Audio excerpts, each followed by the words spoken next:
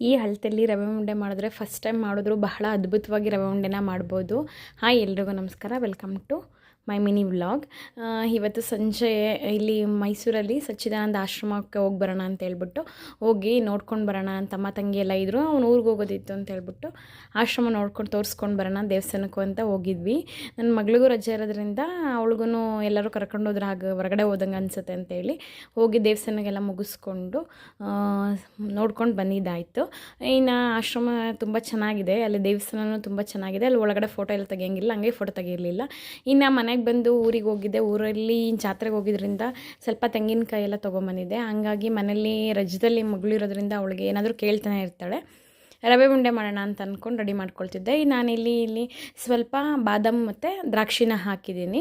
ನಿಮ್ಮ ಇಷ್ಟ, ಹಾಕಿದ್ರೆ ಹಾಕ್ಬೋದು, ಹಾಕಲಿಲ್ಲ ಅಂದ್ರೂ ತುಂಬ ಚೆನ್ನಾಗಿರುತ್ತೆ. ಅವಳು ಕೇಳಿದ್ಲು ಅಂತ ಹಾಕ್ತೆ. ನೋಡಿ ತೋರಿಸ್ತಿರೋಂಥ ಆ ಬೌಲಲ್ಲಿ ಒಂದು ರವೆ ತೊಗೊಂಡಿದ್ದೆ. ಅದೇ ಅಳತೆ ಯಾವ ಬೌಲಲ್ಲಿ ತೊಗೊಂಡಿರ್ತೀವಿ ಅದೇ ಬೌಲಲ್ಲಿ ನಾವು ಒಂದು ಬೌಲ್ ರವೆ ತೊಗೊಂಡ್ರೆ ಅದಕ್ಕೆ 1 ಬೌಲು ಸಕ್ಕರೆ ಮತ್ತು 2 ಬೌಲು ತೆಂಗಿನಕಾಯಿ ಸೇರಿಸ್ಬೇಕಾಗುತ್ತೆ. ಅದೇ ಬೌಲಲ್ಲಿ ತೆಂಗಿನಕಾಯಿ ಹಾಕೋದ್ರಿಂದ ಈ ರೀತಿ ಜಾಸ್ತಿ ಯಾವುದೇ ಹಾಲು ಏನೂ ಬೇಕಾಗಲ್ಲ.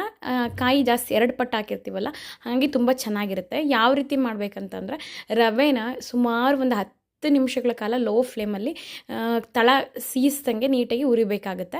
ನಂತರ ಅದಕ್ಕೆ 1-2 ಪಟ್ಟು ತೆಂಗಿನಕಾಯಿನ ಹಾಕಿ ಸೇರಿಸಿ ಅದನ್ನು ಒಂದು 2-3 ನಿಮಿಷ ಚೆನ್ನಾಗಿ ಮಿಕ್ಸ್ ಮಾಡಿಕೊಂಡು ನಂತರ ಸ್ವಲ್ಪ ಏಲಕ್ಕಿ, ಡ್ರೈ ಫ್ರೂಟ್ಸ್ ಹಾಕಿ ನಂತರ 1 ಕಪ್ ಸಕ್ಕರೆನ ಸೇರಿಸಿ ಮಿಕ್ಸ್ ಮಾಡ್ಕೊಂಡ್ಬಿಟ್ರೆ ರವೆ ಉಂಡೆ ರೆಡಿ ಆಗುತ್ತೆ.